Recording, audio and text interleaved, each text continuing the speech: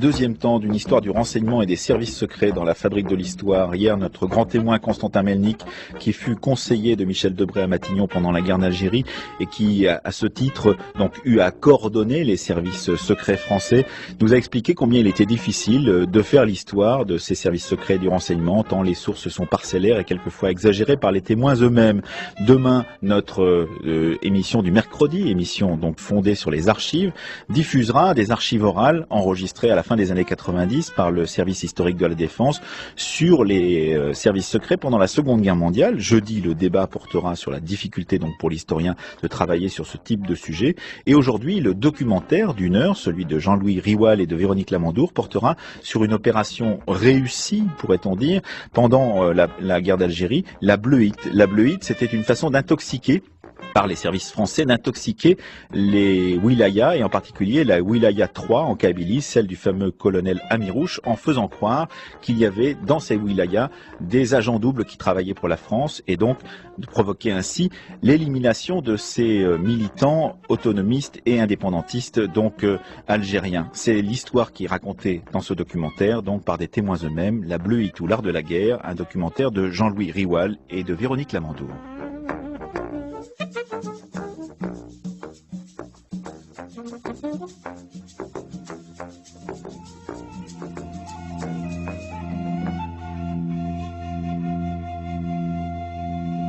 J'ai été arrêté à l'Aquadou, les mains derrière le dos tout de suite, ficelé, et quelques minutes après, c'est déjà l'interrogatoire, déjà la torture.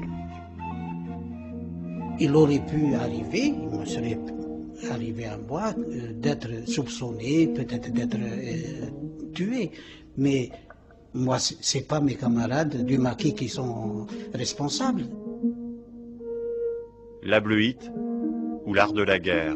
La bleuite, bon, c'est l'armée française pour faire de l'intox contre la révolution, etc. Donc, cette histoire est montée de toutes pièces par les services secrets français pour essayer de semer le trouble dans l'armée algérienne qui avait à cette époque-là et qui se battait avec les moyens qu'elle avait. Voilà. Alors, nous, de notre côté, nous avons vécu ce complot. On était étonnés, on était écœurés. Des gens comme ça, qu'on traite de traîtres, et parfois des gens braves, des gens courageux, et vraiment, on ne comprenait plus rien à ce qui se passait.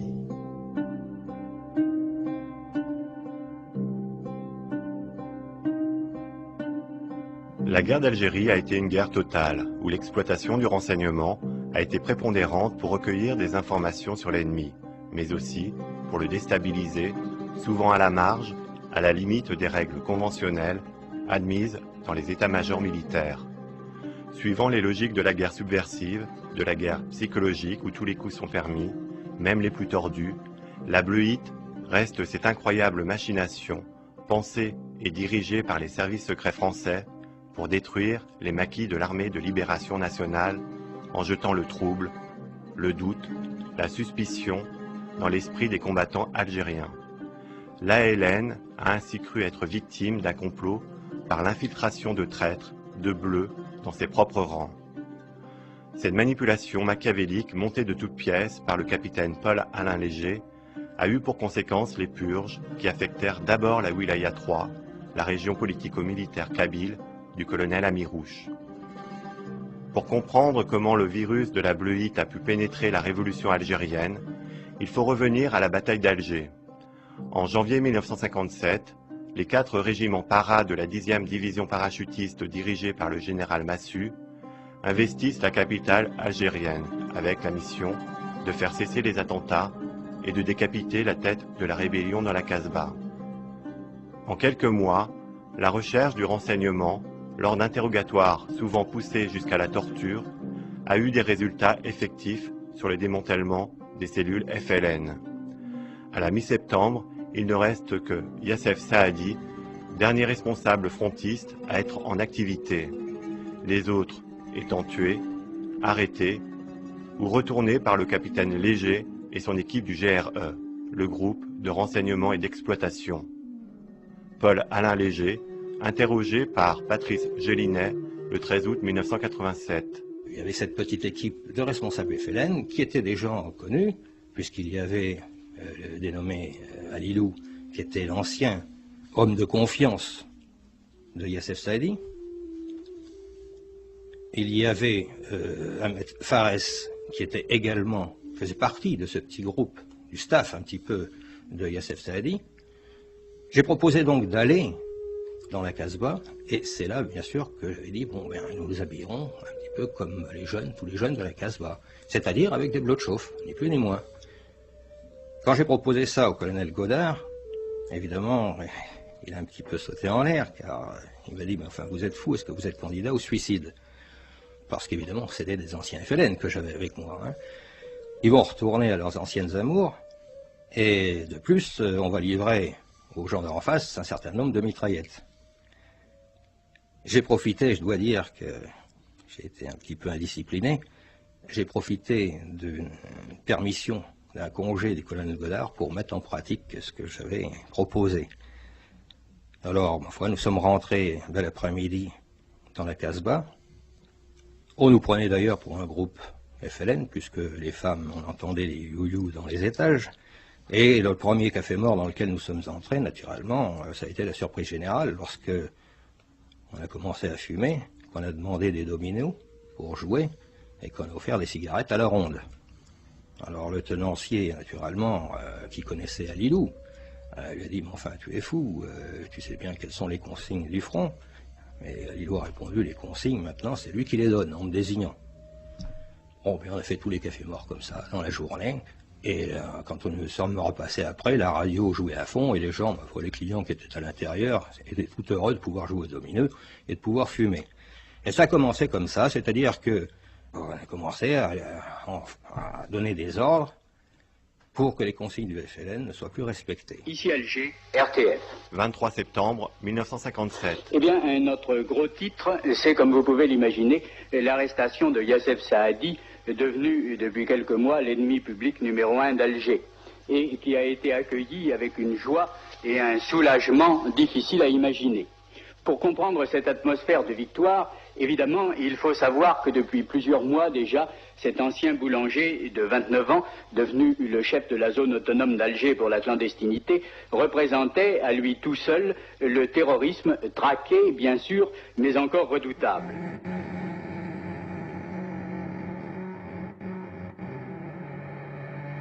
En fait, ce qui s'est passé, c'est que à partir d'octobre 1957, la zone autonome d'Alger, donc c'est tout ce qui avait été créé par Saadi et ses comparses, donc au sein de la zone autonome d'Alger, a été à peu près totalement démantelé. Paul Villatou. Donc on a reconstitué tout l'organigramme, etc.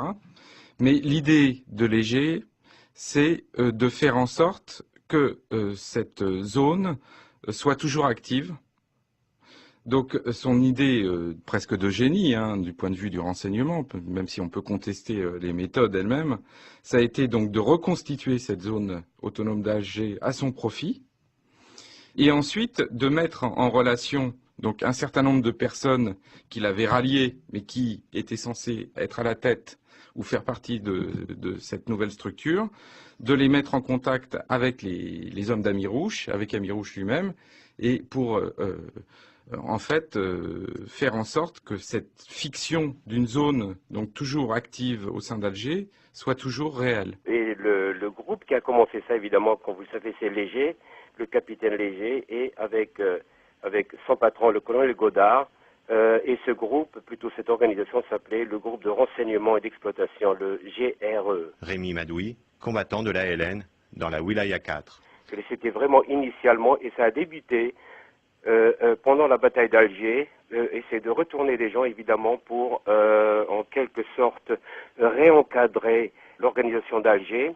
Et d'ailleurs la plupart de ces gens-là même étaient encore en contact avec le maquis, puisque le maquis, si vous voulez, soit la Wilaya 3, la Wilaya 4 qui était autour d'Alger, ne savaient pas que ces gens-là étaient déjà retournés. Et c'est ce qui a permis d'ailleurs de contrôler la ville d'Alger. Depuis la bataille d'Alger, il n'y a eu absolument aucune action, ou même toutes les actions qui ont eu lieu, c'était sous le contrôle du capitaine Léger. Chaque fois qu'un agent du FLN essayait de s'introduire dans la Casbah, on le repérait. Du même coup, on avertissait Léger et Léger pouvait le retourner. Donc ça lui a permis de recruter plus facilement ses agents. Paul Villatou. Et il s'est aperçu que, en fait, ce qu'il avait créé, la structure qu'il avait créée, était parfaitement adaptée à l'action, c'est-à-dire à toutes les actions de manipulation, beaucoup plus qu'au renseignement ou à la protection. Donc il s'est orienté spécifiquement sur l'action, et c'est vrai que c'est à partir de la seconde phase de la bataille d'Alger que ça va prendre une ampleur toute particulière avec ce qu'on a appelé les bleus de chauffe. Alors si vous voulez, je pourrais vous prendre cet exemple que Paul Alain Léger a développé devant moi et qu'il n'avait jamais évoqué par ailleurs. Jean-Charles Geoffray. Il reçoit un jour, à la fin de la bataille d'Alger, il ne m'a pas indiqué quand, certainement fin octobre, quelqu'un qui n'a pas été pris dans Alger même, mais dans ce qu'on appelle le Grand Alger, certainement le limite de la Mitidja. Et il se rend compte qu'il a affaire, ce personnage n'a pas été torturé, a certainement un cadre de la Wilaya 3. Il ne sait pas qui il est, il n'a pas encore constitué d'organigramme sûr de cette Wilaya 3, mais il pense tenir un gros poisson. Alors que fait Léger? Eh bien, c'est l'intelligence à l'état pur. Au lieu de le menacer, il le considère comme son égal. Il établit une sorte de lien de confiance, mais il se rend compte, car c'est un fin psychologue, et c'est le propre d'un officier de renseignement digne de ce nom, que ce cadre de l'armée de libération nationale, même par les méthodes les plus fortes, on n'en obtiendra strictement rien. Alors on va arriver au stade ultime de ce qu'est une intoxication. Léger le garde 15 jours, fait en sorte qu'il soit particulièrement bien nourri, à la limite presque choyé. Il veille à son confort, puis au bout du 15e jour, il lui dit, bien écoute, maintenant, je ne peux plus rien faire pour toi, tu n'as rien voulu me dire, je respecte ton engagement de combattant, écoute, je te remets aux mains des autorités. Il prononce le mot terrible de la prison de Barberousse, où vous avez lieu, vous le savez, les exécutions capitales et d'autres choses, dans le sens de mauvais traitement. Et là, se produit cette mise en scène où c'est pas très loin entre la basse Casbah et la prison de Barberousse, qui est en haute Casbah. On lui fait faire tout un tour dans Alger un jour, vers midi, dans une 203 avec un gendarme à l'avant qui somnole. Il se rend compte que les menottes lui ont été mises, certes, mais que la porte arrière droite de cette 203, où également il y a un inspecteur de police qui manifestement se cure les ongles, il peut s'échapper. Et puis c'est ce qui se passe, il ouvre la porte, se précipite dans la foule, l'inspecteur sort, essaye de l'arrêter, tire un coup de pistolet en l'air, et le bonhomme se fond dans la foule. Alors qu'est-ce qui se passe? La suite est assez facile à imaginer. Il est réceptionné par son propre réseau, tout heureux de le retrouver vivant, puis il demande immédiatement à reprendre le combat, et il part, je ne sais plus dans quelle zone de la Wilaya 3, retrouver ses anciens camarades.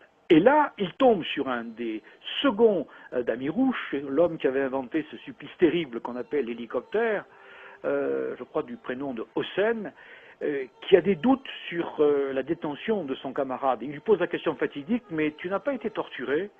Et il constate qu'effectivement, il a pris quelques kilos. Ah bien, la suite est facile à imaginer.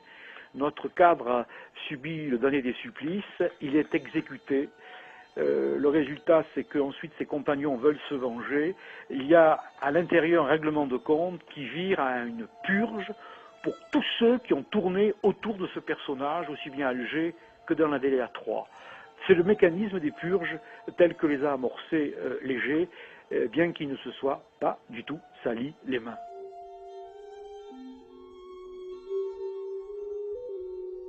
Il aura fallu le plus grand des hasards pour que la mécanique des purges, dite la bleuite, se mette réellement en place. Durant l'hiver 57-58, alors que l'intoxication de la Wilaya 3 par le groupe de renseignement et d'exploitation fonctionne pleinement, le capitaine Léger se rend à Borj-Menayel, où une jeune militante du FLN vient d'être arrêtée. Son nom, Tadjer Zora, dite Rosa. Nous retrouvons Paul Alain Léger, interviewé par Patrice Gélinet le 13 août 1987. Je suis allé la voir et, suivant mon habitude, je discutais avec elle et je lui ai dit que vraiment ça valait plus le coup, tout était terminé, qu'il fallait donc travailler avec moi. Bon, elle me connaissait d'ailleurs de nom tout au moins. Alors elle m'a dit oui, oui, effectivement, je pense que vous avez raison, oui, je vais accepter, oui, je suis d'accord, je lui ai dit, je me ramène à Alger, puis oui, je suis d'accord, mais évidemment, ça m'a paru quand même un peu trop rapide. Alors, j'ai mon adjoint, là, Zerouk, qui l'a un petit peu interviewé, et il m'a dit également, il était de mon avis, il m'a dit, moi j'ai l'impression que tout ce qu'elle demande, c'est de revenir à Alger pour repartir aussi vite que possible. Alors nous l'avons ramenée à Alger, mais avant de repartir, elle était dans ma voiture à côté de moi, et nous avons fait tout le marché de Borj Menaïel. Et là, je savais très bien que la wilaya, dans les 24 heures qui suivraient, serait au courant, et on saurait que la dame Tadjer Zora était à côté de moi, dans ma voiture.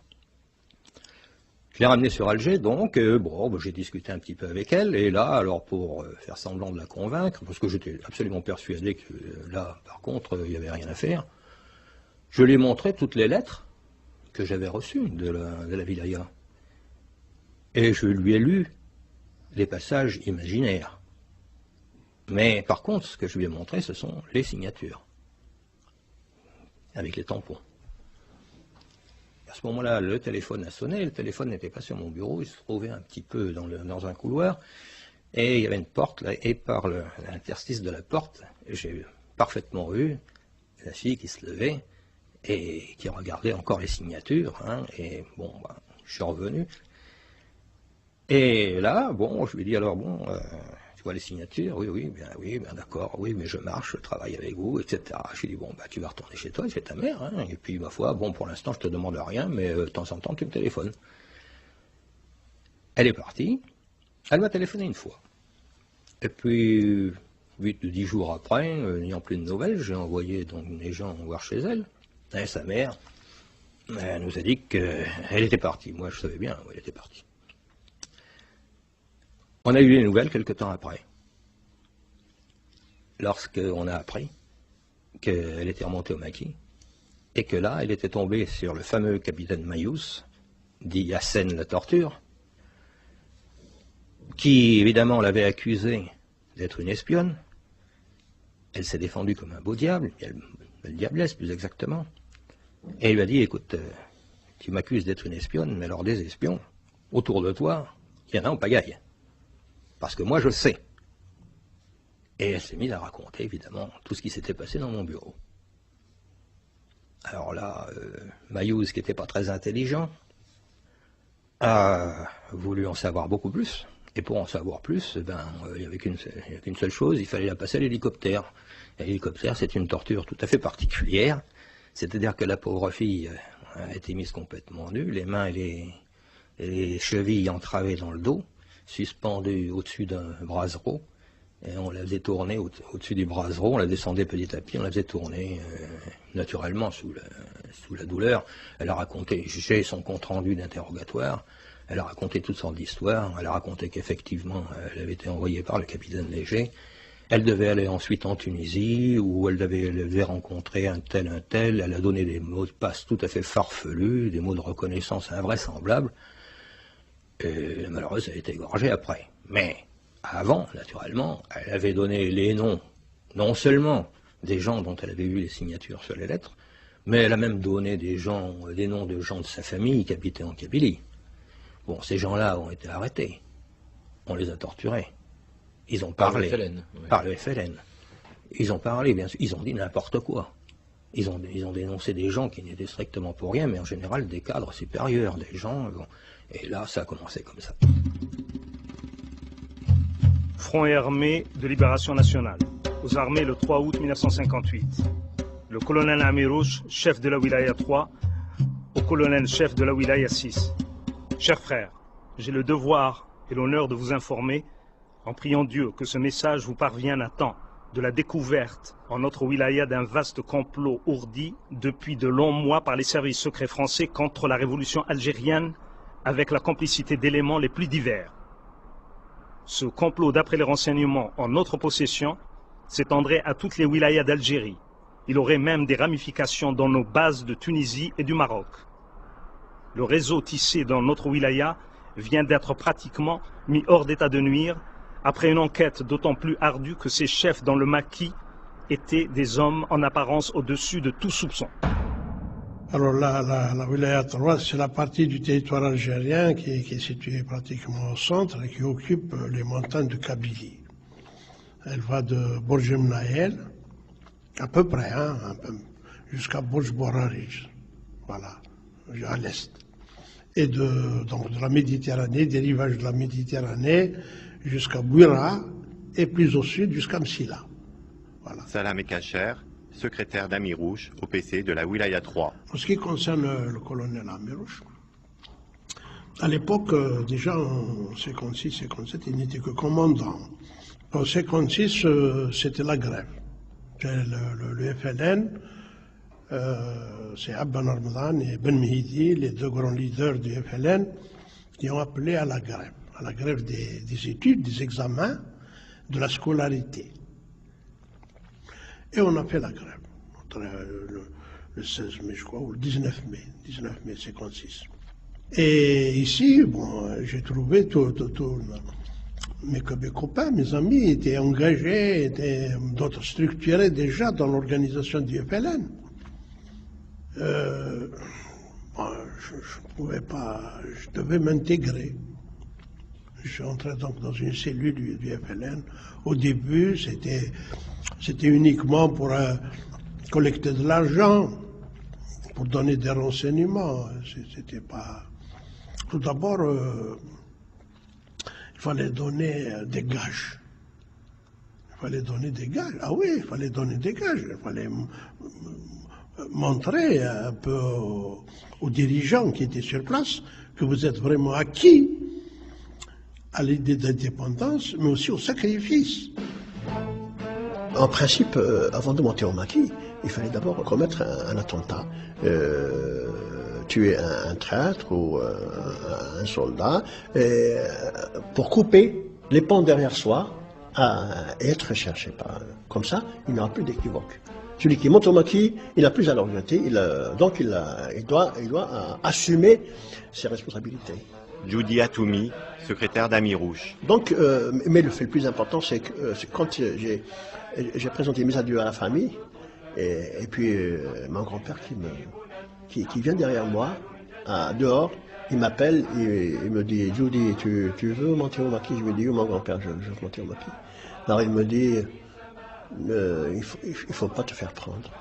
Meurs en homme. Voilà. Il faut pas que tu sois à la risée du village, de la tribu, de la famille.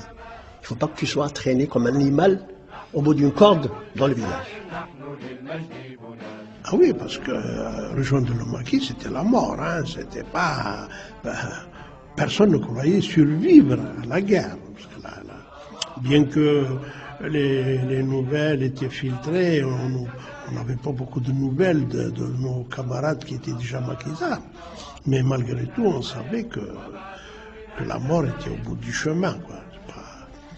Qu'on pouvait servir en donnant le meilleur de soi, c'est-à-dire sa vie. Et vous aviez peur, Salam Ekacher, dans ces conditions? Ah oui, au début.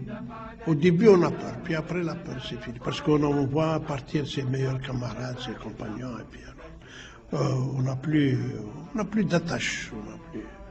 Oui. C'est uniquement, à ce moment-là, donner des coups.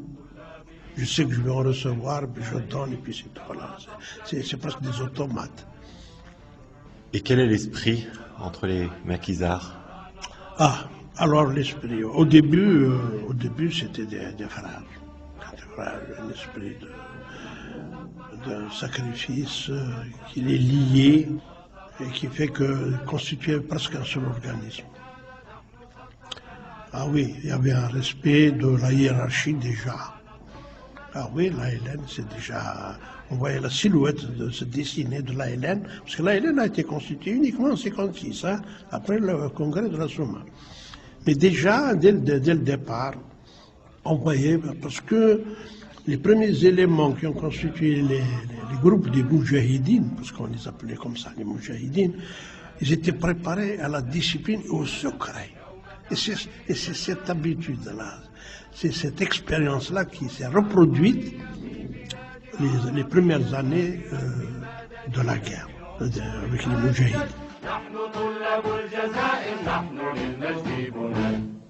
Armée de libération nationale, Wilaya 3.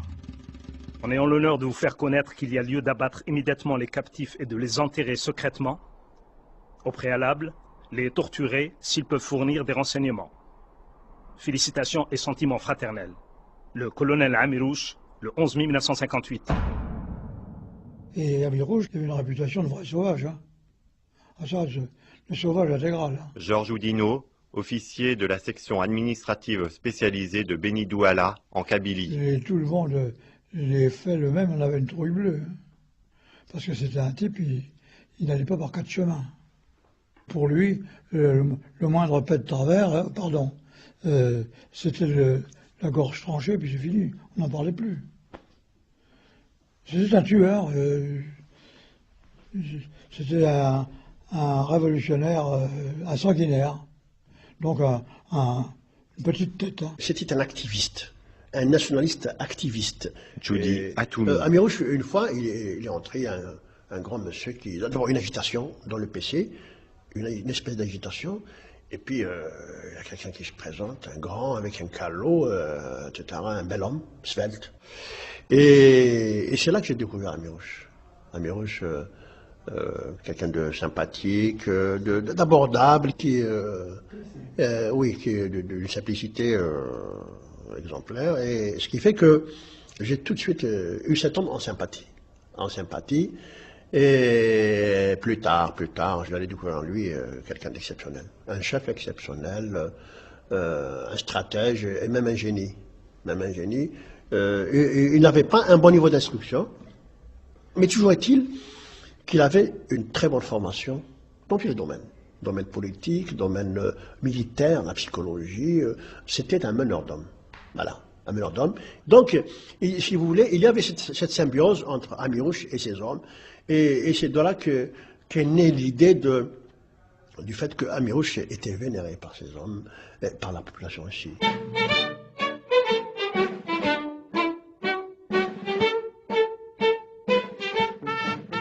En ce qui concerne le colonel Amirouche, il a donné le meilleur de lui-même en tant que guerrier.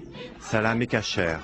En tant que guerrier, il croyait beaucoup à la force, à la violence. Alors c'est un véritable révolutionnaire. Il me donnait l'impression que c'était un saint juste. J'ai beaucoup discuté avec lui. Je le connais très très bien. Oui. Et il y avait un petit courant de sympathie entre lui et moi. J'étais très jeune. Et j'osais lui poser des questions. Ce que les autres camarades ne pouvaient pas faire. Ils étaient d'ailleurs un peu étonnés. Je lui ai posé une question un jour. Je lui ai dit, mais... je lui ai tutoyé. Toi, tu n'es pas instruit, tu n'as pas de niveau. Mais comment se fait-il que tu as pu nous donner toutes ces instructions toute une nuit? Il nous a fait travailler toute une nuit. On dit, moi, c'est Dieu qui me montre ce que je dois faire chaque jour. Et il se méfiait de ceux qui voulaient occuper des postes, occuper des grades. Ah oui, il punissait, il châtiait les gens. Il était très dur? Très dur, même, je peux dire même cruel. Ah oui, très cruel. C'est-à-dire qu'il ne pardonnait pas les fautes qui pouvaient porter ombrage à la Révolution, à la Hélène, à Wefelen, à la guerre qui se poursuivait. Oui, il fallait vraiment être sincère avec son engagement pour ne pas se permettre des fautes. Il me disait lui-même, à la Kwadou, mais Salah, moi mon prénom c'est Salah. Il me dit, Salah, nous sommes là pour mourir. Nous sommes là pour mourir, nous avons combattu jusqu'à la mort. Bah, on n'avait pas espoir de survivre jusqu'à l'indépendance. Lui, en tout cas, il ne l'avait pas. Mais l'image que je garde de lui, c'était l'image de quelqu'un d'extrêmement aimé, respecté et craint. Amou Amirouche, secrétaire au PC de la Wilaya 3. C'était quelqu'un qui avait le sens de la justice, et quelquefois poussé à l'extrême. Il a menacé de mort quelqu'un qui nous a servi des poulets rôtis et Amirouche l'a interpellé. Est-ce que vous avez reçu la circulaire? Oui. Est-ce que c'est jour de viande aujourd'hui? Non. Pourquoi avez-vous servi? Il s'est mis à trembloter et Amirouche l'aurait exécuté s'il refaisait la même chose. Et bien sûr, il a ordonné qu'on donne les poulets rôtis aux gardes. Et ce jour-là, bien sûr, on a regretté qu'on n'ait pas été de garde. aux armées le 3 août 1958. Le complot est dirigé par les services secrets français, Godard, Léger, qui se sont assurés la complicité de mouchards professionnels infiltrés depuis des années dans les anciennes formations politiques et de personnes apparemment honorables embrigadées sous couvert de messalisme ou autre déviationnisme. Ces buts sont l'affaiblissement de l'ALN, le noyautage de l'ALN, la destruction de l'ALN. Tous les éléments ci-dessus étaient généralement chargés de mission avant d'entrer au maquis. Mais à côté d'eux, on peut trouver des chefs entrés purs dans la révolution et qui, par lassitude, ambition ou autres motifs personnels, ont cédé aux sollicitations de ces suppôts de l'ennemi, se sont laissés insensiblement glisser sur cette pente criminelle pour se retrouver de plein pied dans la trahison pure et simple. Le colonel Amirouche, chef de la Wilaya 3. Alors, concernant la Bleuite, vous avez donc été suspecté à votre tour, Salamé Kacher. Vous avez donc été arrêté. Oui, oui. Alors, j'ai été arrêté à Lakfadou. Je ne m'y attendais pas. J'étais secrétaire particulier du colonel. Il m'a confié son cachet, il m'a confié son bloc-notes. Et à Lakfadou, donc pendant la Bleuite, c'est son escorte, son aide de camp, disons, Taïb, qui m'a interpellé, j'étais armé et tout, et il m'a dit, voilà, il y a Moustache. Parce qu'entre nous, on appelait le colonel Moustache. Il avait une très belle moustache. La moustache t'appelle.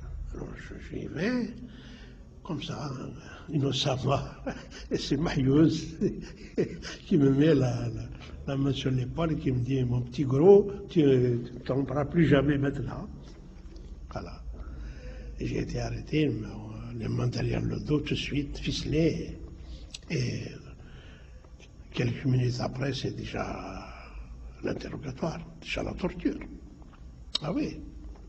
Qu'est-ce qu'on vous pose comme question?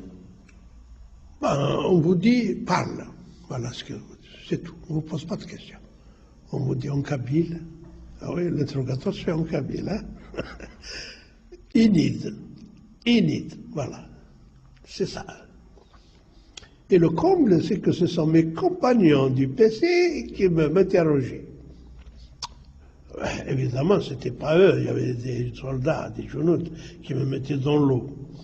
J'avais les mains liées, et puis on me mettait dans une mare d'eau.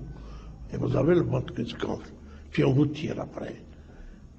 Et on appuie sur le ventre pour que l'eau. Alors quand il sort, ça fait mal, très mal.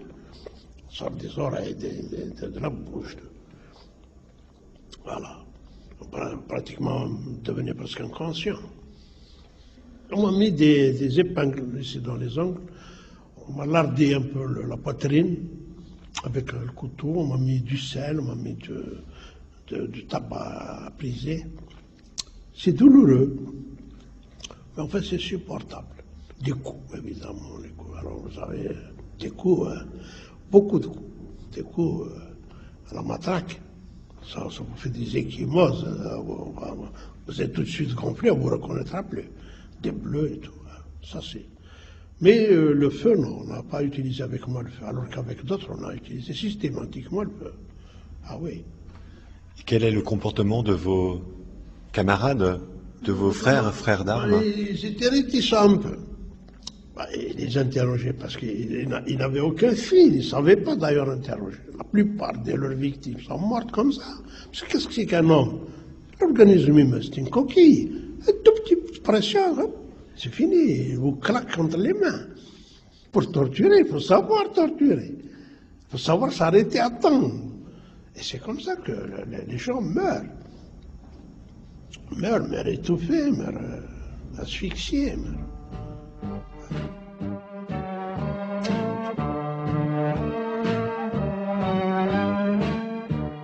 Alors, nous, de notre côté, nous avons vécu ce complot. Nous voyons des convois de 5, 6, 10 combattants enchaînés. On connaissait beaucoup parmi eux. On était étonnés, on était écœurés. Des gens comme ça, qu'on traite de traîtres, et parfois des gens braves, des gens courageux, et vraiment, on ne comprenait plus rien à ce qui se passait. Et chacun de nous attendait son tour. Mais d'une façon stoïque. On n'a pas perdu la tête. Judy Atoumi. Sachant que il y avait un élément aggravant dans la situation, c'est la hargne du commandant Mahyouz, Hassan Mahyouz. Hassan Mahyouz qu'on surnommait Eichmann à l'époque. Eichmann. Alors lui, avec des yeux grands ouverts, il pénètre dans un refuge, et regardez les genoux dans les yeux pour déceler un quelconque signe de trahison. Et il avait peur que son doigt nous désigne. Mais il y avait quand même le contrepas d'Amirouche, parce que Mahyouz ne reconnaissait que l'autorité d'Amirouche. Il ne reconnaissait personne d'autre. Il ne reconnaissait que l'autorité d'Amirouche, mais il y avait quand même Amirouche qui a libéré plusieurs bleus. Bon, c'est vrai, à la fin, il a constitué un tribunal, ils ont été jugés, etc. Mais il s'est rendu compte que quelque part, il y avait une erreur. Et il a fait une lettre au GPRA, à Tunis, pour leur dire d'envoyer une commission d'enquête neutre, en dehors d'Aoulia 3, pour enquêter sur le complot des Bleus. Donc là, il sentait qu'il était dans l'erreur. En ce qui concerne le colonel Amirouche, je dis, quand j'ai vu comme ça des prisonniers, je dis, mais tu t'es pas trompé? Oui, je lui ai dit, tu t'es pas trompé? Il me dit, si, on va se tromper. Mais tu vois dans quelles conditions on travaille? Regarde, on va avoir 10% d'erreur. Eh bien, ceux qu'on va tuer, nous, ce sont des chouhadas, ce sont des martyrs. Comme ceux qui sont morts, qui vont mourir sous les balles de l'ennemi. Mais ceux-là vont mourir de nos mains. Mais ils sont sincères, ils sont innocents, ils sont des chouhadas. Il n'y a pas meilleur statut. Le martyr. Le martyr, c'est ça, le martyr. 90%, ils pensaient il était dans le vrai. Il m'a dit, mais il faut arrêter la gangrène. Et pour arrêter la gangrène, il faut toucher la chair saine. Voilà, exactement. Et ça, c'est lui qui me l'a dit directement. Hein. Voilà, j'étais à côté de lui pendant ce court séjour-là à l'Akfado. D'abord, Amirouche, il a réuni, si vous vous souvenez, le 20 août 58, il a réuni tous les officiers d'Aoulia 3 à l'Akfado. J'étais présent, il leur a dit, messieurs, il y a un complot qui est monté contre l'Aoulia 3. La révolution est en danger. Prenez vos responsabilités. Je ne veux pas que demain, je sois traité de criminel devant l'histoire. Textuellement. Joudi Atoumi. Et puis, tout de suite après, il y a eu des mesures. Alors, création des comités de lutte contre la torture, en l'occurrence Hassan Mahyouz, le Cheikh Mémé, Rachid Ajad, un comité de 3, chargé d'enquêter, d'interroger, entre guillemets, plus qu'interroger, de torturer. C'était ça, interroger. Oui, non. Il y a une formule, je suppose que c'est dans cette réunion-là qu'il a prononcé, une formule que je trouve admirable, personnellement. Amou Amirouche. Il a dit qu'on dit que l'ALN commet des injustices. Non, l'ALN ne commet pas d'injustice, elle commet des erreurs. Donc, en vrai chef, il a reconnu ses erreurs avant de se diriger. Absolument. Absolument. Alors, vous savez qu'il y avait un universitaire qui était conseiller d'Amirouche, c'est Aïssani Mohamed Saïd. Il était l'élève du professeur Mondouze. J'étais présent. Vous savez ce qu'il a dit à Amirouche? Il a dit, mon colonel, devant ce complot, comme a dit Staline, s'il y a un traître parmi les 100 communistes, il faut tuer les 100 communistes afin que le traître disparaisse. Front et armée de libération nationale, Wilaya 2 Nord Constantinois. Le colonel de la Wilaya 2 au colonel de la Wilaya 3. Chers frères, nous avons étudié avec soin la lettre en date du 3 août courant et où vous nous apprenez la découverte d'un vaste complot ourdi contre la Wilaya 3. Nous tenons à vous féliciter pour la mise hors d'état de nuire de ce complot. Après étude de votre message et à la lumière de ce texte, nous voulons avoir de plus amples informations sur cette importante affaire. C'est pour cela que nous vous proposons à ce qu'une réunion urgente ait lieu entre nos deux wilayas en vue d'étudier la situation dans tous les domaines. Vu la gravité de la situation dans votre wilaya, nous vous demandons de prendre, certes, les précautions nécessaires pour sauvegarder la bonne marche de l'organisation et ne pas créer des difficultés qui peuvent porter atteinte à cette bonne marche. Nous espérons que ces conseils seront entendus et que la sagesse et le bon sens l'emporteront. Dans l'attente d'une réponse urgente et favorable, nous vous adressons nos salutations patriotiques et fraternelles à tous les combattants de votre wilaya. Aux armées, le 23 août 1958, le commandant en chef de la wilaya 2, Ali Kafi. Mon père arrive au moment où la wilaya 3 commençait, les wilayas de l'intérieur commençaient à s'affaiblir. Tariq Mira, fils du commandant Abderrahman Mira. J'ai un témoignage oral que je tiens de Mohamedi Saïd, deuxième chef de la wilaya 3, chef d'état-major de l'Est de l'ALN, qui connaît très bien la wilaya 3 puisqu'il avait exercé son commandement ici. Il disait que lorsque ton père a décidé de repartir en Kabylie, je lui ai confié cette mission. Il faut absolument arrêter la bluite. Combien même faut-il entrer en conflit avec Amirouche. Comment a réagi votre père lorsqu'il a appris que des purges avaient cours dans cette wilaya, la wilaya 3? Il a demandé tout de suite à ce qu'on cesse cette machine infernale. Il a sanctionné 2 personnes. D'abord, le commandant Mahiouz, enfin à l'époque il était capitaine, parce que la bluite est passée d'abord par Mahiouz pour arriver jusqu'au conseil jusqu'à Amirouche. Et Mahiouz, on l'appelait Hassan la torture parce qu'il a participé, je crois, à la mise en scène des tortures et tout ça, la mise en place des tortures. Il a sanctionné aussi Tahar Amirouchen, qui était à l'époque secrétaire du conseil de la wilaya 3, le plus proche collaborateur d'Amirouche. Je crois que ce sont les 2 sanctions les plus importantes. Mais Hassan Mahiouz, je ne pense pas qu'il a considéré que ces gens-là, il faut les exécuter parce que c'est des rivaux, non. Parce que simplement, il a été pris dans cette immense opération d'intoxication des services secrets de l'armée française avec le capitaine Léger. Pour le capitaine Léger, c'était la mise en fonction de sa... Enfin, c'est lui qui l'a propagé, quoi. Le capitaine Léger était très connu pour ses coups hors normes dans l'intoxication. Il avait même monté un contre-maquis en Kabylie. Avec des gens qui parlaient kabyle, on les prenait pour des maquisards. C'était un spécialiste de l'anti-guérilla. Je ne sais pas quels sont ses autres exploits, mais en tout cas, la bluite, pendant la guerre d'Algérie, était le plus grand exploit d'intoxication de l'armée française à l'encontre des maquis du FLN.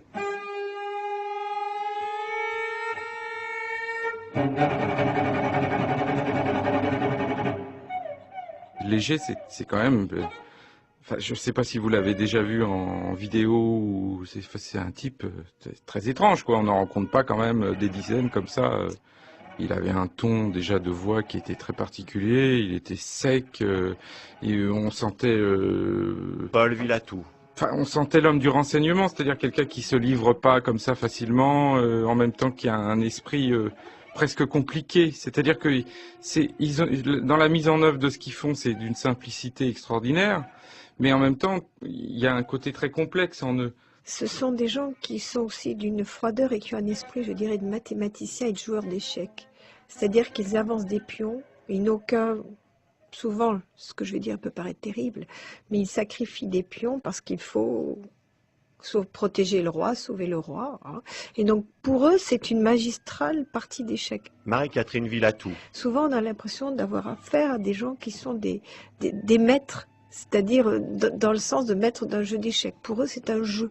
Et c'est vrai que c'est aussi ce côté un peu souvent là du renseignement, mais du renseignement au sens de manipulation. Je vais dire presque... insidieux, plus tordu, c'est le terme, hein, parce que l'objectif, c'est d'amener, l'objectif de Léger, c'est d'amener les wilayas et les ketibas à s'entretuer entre elles. Parce que c'était ça son objectif. C'est en fait faire le travail par les Algériens eux-mêmes entre eux. En février 1959, les opérations militaires prennent une tournure réellement offensive. Le plan Chal a pour objectif de reprendre le terrain au FLN dans l'ensemble des wilayas, en ratissant l'Algérie d'ouest en est. La réussite du groupe de renseignement et d'exploitation pour désorganiser la wilaya 3, dans le cadre de la Bleuite, amène le colonel Henri Jacquin à contacter le capitaine Léger. Jacquin, spécialiste du renseignement, initié aux pratiques clandestines et chef du BEL, le Bureau des études et des liaisons. il lui a dit, en gros, ce que vous avez réussi au sein de la wilaya 3 est extraordinaire. Maintenant, je voudrais qu'on étende ça à toutes les wilayas voisines et puis au-delà à toute l'Algérie. Et puis répandre au sein du FLN un climat de suspicion qui soit tellement intolérable qu'il ne puisse plus en fait tenir et continuer à combattre.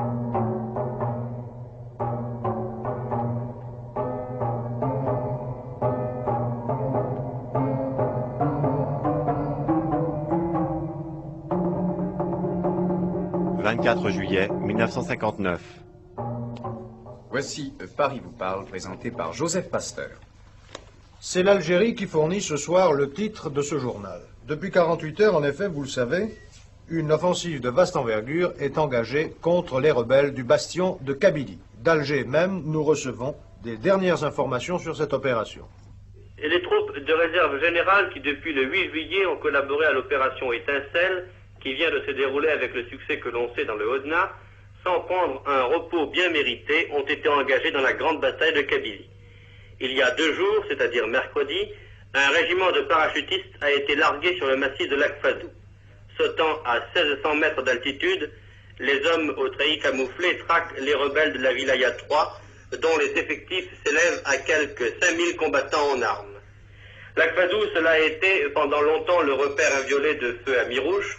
Lac Fadou, cela a été il y a peu de temps le théâtre de purges horribles et de nombreux charniers y ont été découverts. Lac Fadou, le donjon kabyle, va être passé au peigne fin, rocher par rocher et bosquet après bosquet.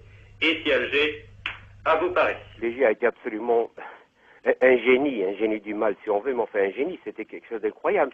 Alors, donc, ça crée un syndrome aigu de la paranoïa politico-militaire qui absolument, non seulement a gagné, mais qui s'étend en cercle, je dirais même concentrique à toute la wilaya, évidemment, et puis ça fait démarrer un nettoyage pratiquement style Khmer rouge. Comment expliquez-vous, Rémi Madoui, que vous avez été arrêté en mars 1960 après que les purges aient cessé en Wilaya 3 et que l'on ait attesté qu'il s'agissait d'une vaste entreprise d'intoxication de la part des services secrets français? Oui, évidemment, l'avantage, ça s'est arrêté en Wilaya 3, c'est parce que Amirouche avait été tué et Mohamed El Hadj a pris la relève et puis là, il a compris que c'était une manipulation. Malheureusement, en Wilaya 4, ça a continué parce que il y avait, si vous voulez, un Amirouche qui était présent et qui a non seulement continué à le faire croyant, je suppose, qu'il protégeait la révolution, puisque c'est la raison que ces gens la donnent, et en même temps, il était aussi sanguinaire et aussi fanatique qu'Amirouche l'était. C'est la raison pour laquelle ça a continué. Alors, non seulement pour éliminer, soi-disant, les traîtres, mais aussi il y a toujours des petits comptes à régler et qui avaient été réglés pendant cette période.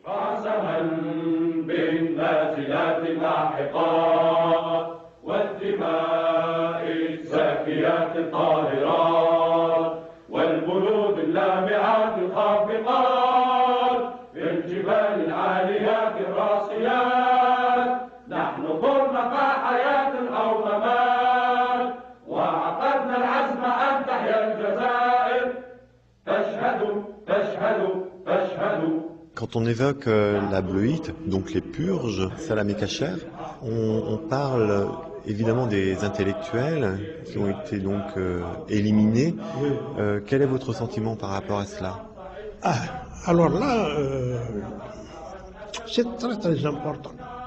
Quand ils ont rejoint les étudiants, à ce moment-là, c'était dans la Wilaya 3, c'était le colonel Samerouche, il les a reçus les bras ouverts et les a installés dans des postes de commandement, des postes décisionnels, des postes de responsabilité, qui ont fait que la Wilaya a eu un nouveau visage.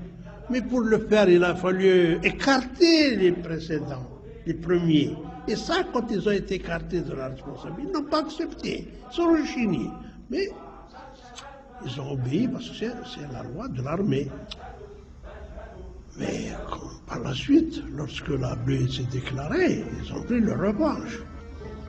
Ils ont dit, on vous a dit, vous avez échangé avec des gens comme ça. On vous a dit qu'il fallait se méfier d'eux. Ils ont pris leur revanche et ça a été les plus cruels. c'est un concours de circonstances qui a fait que ces gens-là se sont retrouvés face à la lutte. Pourquoi? Parce qu'à l'époque, tous ceux qui venaient d'Alger étaient suspectés, à passer automatiquement par la torture. Judy Atoumi. Tous ceux qui venaient d'Alger étaient arrêtés et interrogés.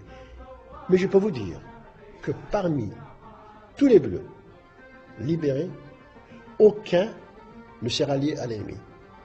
Aucun ne s'est vengé. C'est très important. Pourquoi? Parce qu'ils ont la foi en la révolution. Ils savent qu'il y a une justice. Ils savent qu'ils ont été lavés de tout soupçon. Donc, il n'y a pas un seul qui s'est rallié. C'est très important. Et combien ont été libérés? Il y a plus de 200, plus de 300 qui ont été libérés. Donc, si vous voulez, c'est un complot qui a été bien préparé, mais qu'est-ce que vous voulez? Amirouche s'est fait avoir d'une façon très simple. Oui, il l'a reconnu. On aborde systématiquement le complot de la Bleuite du point de vue de la responsabilité d'Amirouche. Systématiquement. Or, il faudrait l'envisager, l'aborder aussi du point de vue de l'armée française. Amou Amirouche. Quelle est la responsabilité de l'armée française dans l'exécution de centaines d'étudiants, maquisards, d'authentiques patriotes? Et personnellement, j'estime que ce soit par le biais d'un complot, comme le complot de la Bleuite, ou par le biais de B-26 et de Napalm, c'est le même avantage, c'est le même résultat. Donc à mon avis, il faut aussi ne pas disculper, ne pas écarter l'énorme responsabilité que porte l'armée française, les services spéciaux français dans le complot de la Bleuite.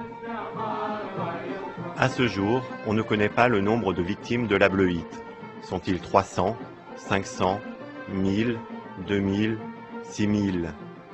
Au terme de la guerre, lorsque la machination sera révélée, tous les Bleus, les Moudjahidines, considérés comme traîtres, seront intégrés dans la nation algérienne au titre de martyrs.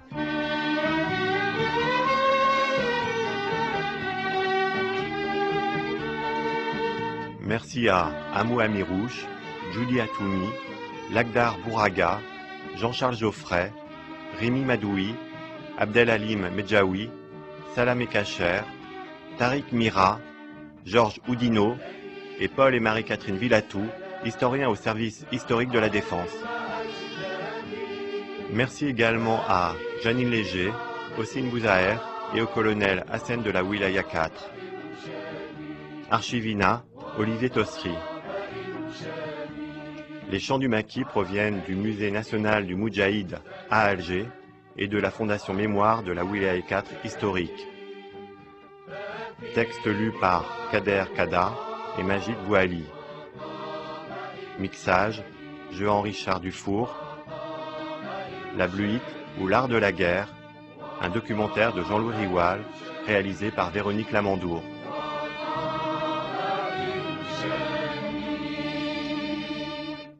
Demain, dans la Fabrique de l'Histoire, nous continuerons cette histoire du renseignement et des services secrets avec la particularité de l'émission du mercredi, c'est-à-dire des archives rares ou inédites. En l'occurrence, les archives que vous pourrez écouter demain ont été préparées par le service historique de la Défense, un travail d'histoire orale mené maintenant depuis plus d'une dizaine d'années au service historique de la Défense, justement, et qui enregistre les témoignages de ceux qui ont participé de près ou de loin à ces services secrets ou de renseignement français. C'est ce que vous pourrez écouter demain dans la Fabrique de l'Histoire, commenté par des historiens. Si vous voulez réagir à cette émission ou à toutes les autres, 01 56 40 25 78, 01 56 40 25 78, pièce 61 23 à la Maison de Radio France, ou encore sur le site internet www.franceculture.com, rubrique les émissions, la Fabrique de l'Histoire.